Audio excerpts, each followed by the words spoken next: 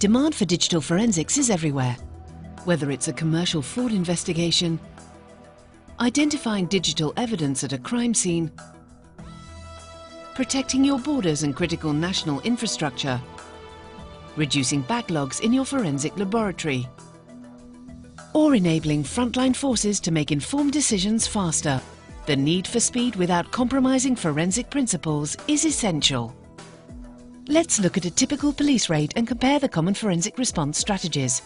Most crimes have a digital footprint. Common electronic devices can store digital evidence, and regardless of the environment, there are 3 basic forensic response strategies that can be used.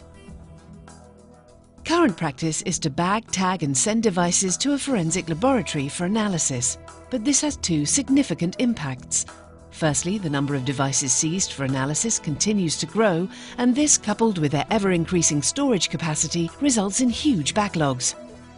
Secondly, there is no discrimination between items likely to contain evidence and items with no relevance to the investigation. This results in increasing numbers of unnecessary forensic examinations, impacting significantly on laboratory resources, costs, and the innocent users of such systems.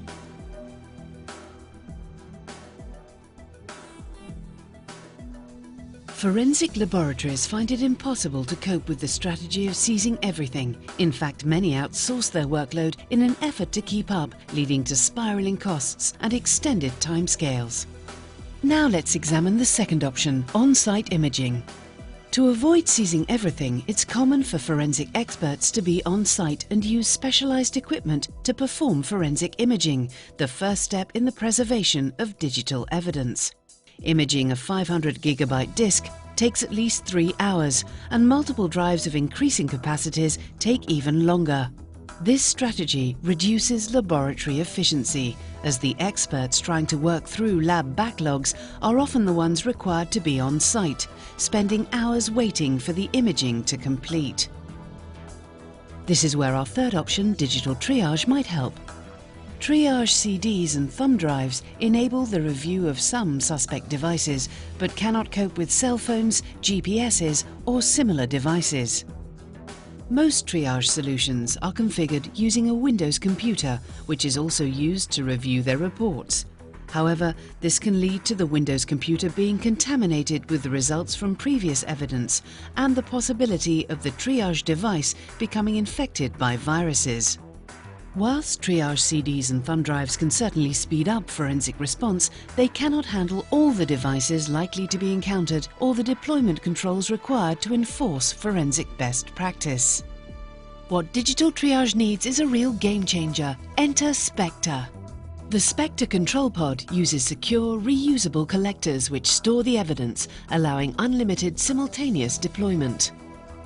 Built on the rugged DELL E6400 XFR platform running Linux, Spectre uses a touchscreen interface to control the entire process. Removable media such as memory cards, thumb drives and loose hard disks can be examined quickly and easily using the built-in write-protected interfaces. On-site triage is a technique most efficiently used by non-specialist staff, so Spectre enforces forensic best practice in an easy-to-use package, delivering immediate results with maximum forensic control.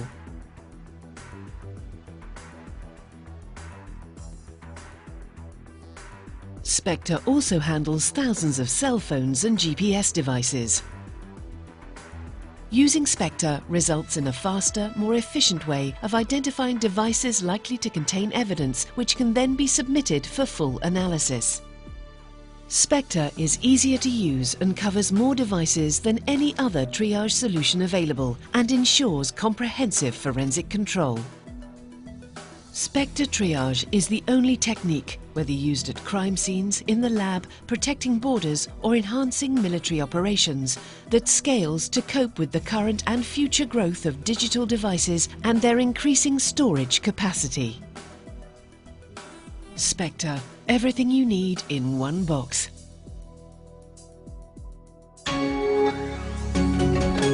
Learn more at www.dell.com/forensic.